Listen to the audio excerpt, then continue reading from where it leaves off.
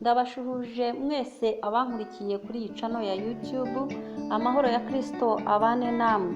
Ni mu kiganiro Menya Ukuri. Muri kumwe nanjye Mwongerwa Goreti. Reka nsenga Imana mbagezeho icyo Imana yashyize ku mutima. Uwiteka Mana yanjye, ndagushimiye nyagora ku ngoma kubw'umwanya mwiza nk'uyu mpaye kugira ngo nongere kuvuga ijambo ryawe. Ndakwinginze kugira ngo uzubane nanjye, mubere igikoresho wikorere muri jye, kandi ijambo ryawe nyuzamo unyemerere data rigira akamaro mu baryumva bose, rihindure ubuzima bwabo, ribahindure nk'uko ushaka, mu izina ry'umwami wacu Yesu Kristo, amen. Mbazaniye ijambo rifite umutwe uvuga ngo menya aho waturirwa ibikuremereye. Menya aho waturirwa ibikuremereye. Ahangaha ndashaka kukubwira kuremererwa ko mu mutima. Kuremererwa kuri uburyo bwinshi. Hari uburemere bw'ibintu tubonesha amaso y'umubiri, ibyo umuntu aba yikoreye ku mutwe cyangwa se yikoreye ku bitugu cyangwa se ateruye mu ntoki bikabasha kumuremerera. Ariko hari imvune zo mu mutima ziremerera umuntu. Izo rero nizo ngiye kukubwira aho wazitura, aho wazikirira. Uwagukiza ubwo buremere cyangwa uwagukiza ubwo kuremererwa nta wundi, ni Kristo Yesu. Niwe wenyine waha uwo mutwaro ukuremereye mu mutima wawe, izo mvune ziri mu mutima wawe, akabasha kukuruhura, ukabasha kugira amahoro. Iyo umuntu aremerewe mu mutima nta byishimo agira. Iyo umuntu aremerewe mu mutima nta munezero agira, nta mahoro aba afite. Umutima we uba uhagaze, umutima we nta mahoro uba ufite. Ariko Kristo Yesu abasha kukuruhura ukagira amahoro. Reka dusome ijambo ry'Imana dusanga mu butumwa bwiza bwanditswe na Matayo ibice 11 n'umurongo wa 28. Haravuga ngo mwese abarushye n'abaremerewe nimuze munsange ndabaruhura. Mwese abarushye n'abaremerewe nimuze munsange ndabaruhura. Uwo ni Kristo ukubwira ngo wowe ufite imvune mu mutima wawe, wowe uremerewe n'ibyaha, wowe uremerewe n'amaganya, wowe uremerewe n'ibibazo bitandukanye, ngo ngwino umusange arakuruhura. Hari abantu baremerewe n'ibyaha byinshi. Umuntu iyo akora icyaha agikora yumva ari byiza, ariko iyo amaze kugikora ako kanya ubwoba buramutaha, akabura amahoro mu mutima we, kuko yakoze ikibi, yakoze cyangwa n'Uwiteka Imana. Kabone n'ubwo aba yabikoze nta wumureba, ariko umutima we wonyine umubuza amahoro, ukamushinja akikanga ubusa, akumva ko bari bumubone kuko yakoze icyaha. Icyaha rero kibuza amahoro. Icyaha nacyo kizana kuremererwa mu mutima w'umuntu. Cya gihe uba udafite amahoro, cya gihe uba wumva udatekanye, ubwo ni uburemere uba ufite, nta mahoro uba ufite. Ariko Kristo Yesu abasha kugutura uwo mutwaro, akakuruhura mu mutima wawe, hakaza amahoro. Kristo Yesu abasha kukuruhura. Umurongo wa 29 hakavuga ngo mwemere kuba abagaragu banjye, munyigireho kuko ndi umugwaneza kandi noroheje mu mutima, namwe muzabona uburuhukiro mu mitima yanyu. Haleluya! Iyo wemereye Kristo Yesu ukamuha wa mutwaro wawe, ukemera kuruhurwa nawe, arakuruhura akaguha amahoro, akaguha amahoro yo mu mutima, kuko ari umugwaneza, akazana ubugwaneza bwe mu mutima wawe, kuko wemeye kumukoreza wa mutwaro wawe. Wewe uremerewe n'ibyaha, wowe uremerewe n'agahinda, zana ko gahinda kawe. Kristo Yesu abasha kugahinduramo ibyishimo. Kristo Yesu abasha kugukuraho uwo mubabaro ufite, ukagira amahoro. Nta wundi wakuvura imvune zo mu mutima uretse Kristo Yesu wenyine. Niwe ubasha kugukiza imvune zo mu mutima. Imvune irababaza, uburemere, umutwaro uraremera, ukaremerera umuntu akavunika. N'uyu mutwaro tubonesha amaso y'umubiri, tubona umutwaro umuntu yikorera ku mutwe cyangwa ku bitugu cyangwa batwara mu ntoki, urakuremerera ukumva imitsi y'ijosi irenda kuvunika. Iyo ubonye umuntu ukubwira ati zana nkwakire, uwo muntu aba akugiriye neza. Kristo Yesu rero nawe arabwira abafite imitwaro yo mu mitima, arababwira ngo nimuze mumusanga arabaruhura. Mwemere kumwigiraho kuko ari umugwaneza. Muze mumusanga arabaruhura ibyaha byanyu, arabaruhura agahinda mufite, arabaruhura ibibazo mufite. Umurongo wa 30 akatubwira ngo kuko kunkorera kutaruhije n'umutwaro wanjye utaremereye. Umutwaro wa Kristo Yesu ntabwo uremereye. Abantu banga kuza kuri Yesu bakibaza ko ari ibintu bikomeye, ariko ntabwo umutwaro wa Kristo Yesu uremereye. Wowe uruhijwe n'ishyari ufitiye abandi, iryo shyari Imana yari gukiza. Urwo rwango abandi bakwanze, Imana yaguha urukundo, ikaguha amahoro yo mu mutima, ikagukuraho kwa kuremererwa kose, nawe ukabasha kugira umutima utuje, ukagira amahoro ya Kristo muri wowe. Yesu Kristo ngwino musange akuruhure, ngwino umusange akuruhure, ngwino umwigireho kuko ari umugwaneza. Arakwereka uburyo ubasha kubaho mu buzima butarimo kuremererwa, mu buzima burimo amahoro, mu buzima burimo umutekano. Muri iyi si nta mahoro twahabonera, uretse muri Kristo Yesu niho honyine hari amahoro. Muri Kristo Yesu niho twinjira tukabona uburuhukiro, niho tubasha kuruhukira. Nta handi wabona uburuhukiro atari muri Kristo Yesu.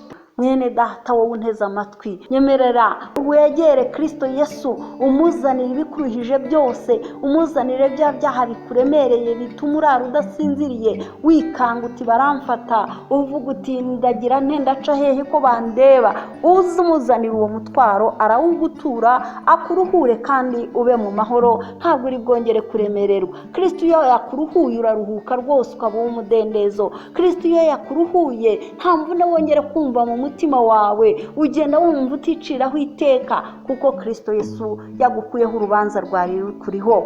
Ndetse nawe waruruhijwe n'ibibazo byo muri iyi si, ibibazo by'ubuzima, wibaza uko bizagenda, uhangayitse urara udasinziriye, uvuga uti ndabigenza nte, ibi ndabikora nte. Ngwino nawe ubwire Kristo, umwereke umutwaro wawe, arakuruhura, arakwereka uko ubigenza, arakubwira ati ciye inzira, bigenza utya, ikibazo gisohokemo, amahoro abashe kuboneka. Nta mwana w'umuntu wakuvura imvune zo mu mutima, nta mwana w'umuntu wagutura umutwaro wo mu mutima uretse Kristo Yesu wenyine. Imvune zo mu mutima zimenywa na nyirazo, ndetse zikabonwa n'Imana niyizibona. Ntabwo umuntu wo hanze yamenya ibiri imbere muri wowe, ngo amenye ibiri mu mutima wawe, kereka uwagiriwe ubuntu n'Imana, Imana ikamuha umwuka wayo, ukabasha kumuhishurira ibiri mu muntu.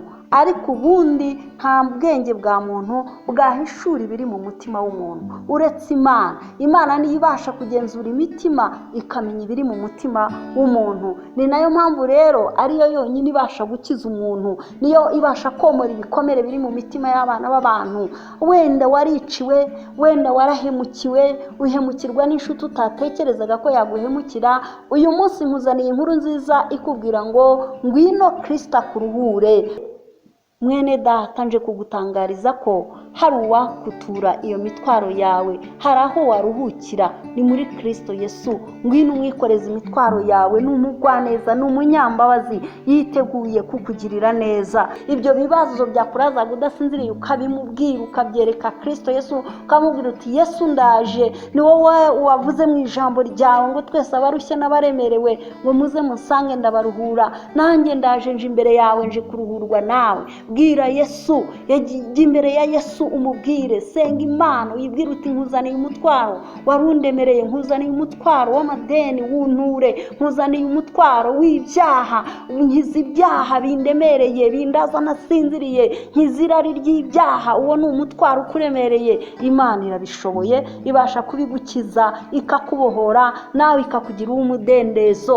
Umwami Imana agufitiye imbabazi nyinshi kandi yiteguye kukugirira neza. Tura uwo mutwaro wikoreye, tura uwo mutwaro wikoreye ukuremereye, tura uwo mutwaro umaranye igihe, tura uwo mutwaro w'urwango umaranye igihe. Umuntu akanga mwene se, akabimarana umwaka, agafata undi akamugira inzigo. Uwo ni umutwaro ukuremereye kandi utakurwaho n'umuntu uwo ari we wese uretse Kristo Yesu watubambiwe akikorera ibyaha byacu. Niwe wenyine ubasha kugukuraho ibicumuro byawe, ukaba uw'umudendezo. Uwiteka Imana nyir'ubutware n'ubushobozi bwose yite ku bikuremereye byose, agukize imitwaro ikuremereye. Reka dusome ijambo ry'Imana dusanga muri Zaburi ya 68. umurongo wa 20. Turebe uko ijambo ry'Imana ritubwira. Zaburi ya 68 umurongo wa 20 n'uwa 21.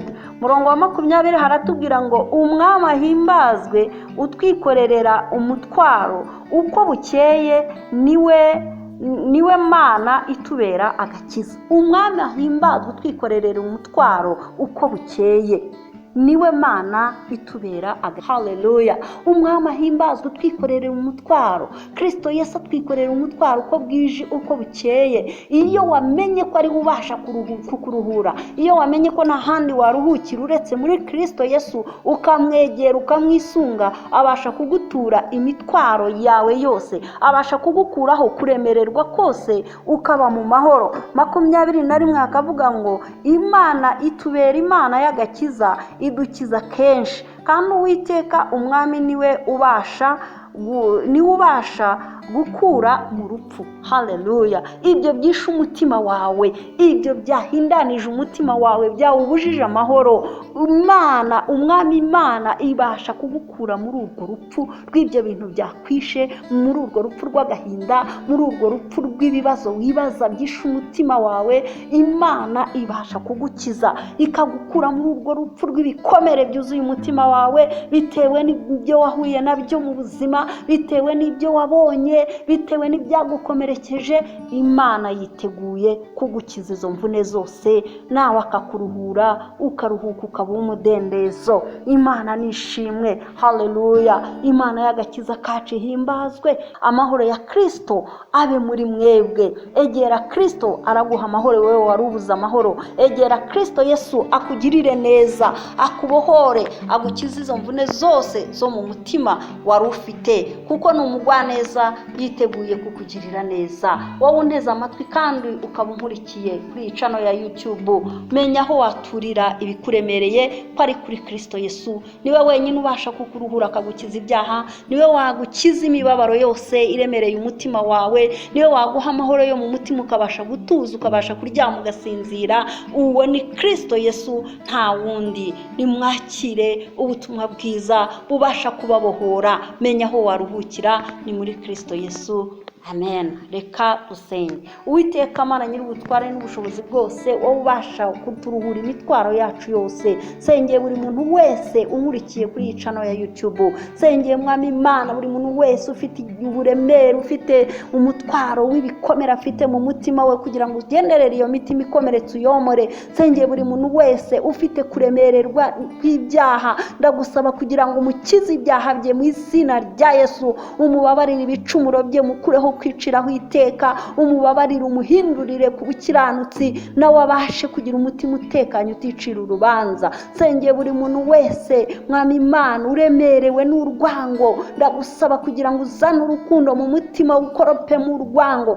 Genderera iyo mitima ikomeretse, genderera iyo mitima iremerewe, yose uyikize nyagwara ku ngoma Mana. Ukureho buri muntu wese kuremererwa yaba afite mu buryo butandukanye. Wowe ureba ukitegereza ibiri mu mitima yacu, reka womere iyo mitima ifite ibikomere, reka ukize iyo mitima isobetswe n'amaganya, reka ukize iyo mitima ifite agahinda, reka ukize iyo mitima iremerewe n'ibyaha. Uwiteka Imana, ushyira abantu bawe mu mahoro. Urakoze Uwiteka Imana isumba byose, ndagushimye kandi ndaguhimbaje, ni mu izina ry'Umwami wacu Yesu senze kandi nizeye. Amen. Muhabwe umugisha n'Uwiteka Imana. Amen.